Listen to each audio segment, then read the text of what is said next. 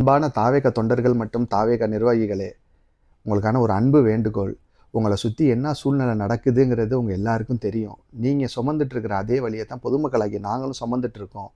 அதே போல தான் உங்க தலைவரும் சுமந்துட்டு இருக்காரு.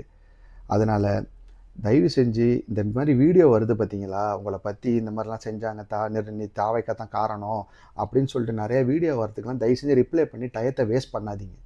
ஏன்னா நீங்க என்ன தான் ப்ரூவ் பண்ணணும்னு நெனச்சாலும், மக்களுக்கு உண்மை நிலவரம், என்ன சூழ்நிலைகள் எல்லாமே அறிஞ்சவங்க தான் மக்கள்.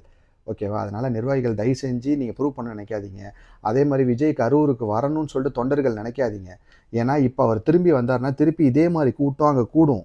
கூடி மக்கள் வந்து திருப்பி விஜய் 42 பேர் இறந்து போயிட்டாங்கன்னு எல்லாம் யாரும் வராமலாம் இருக்க மாட்டாங்க.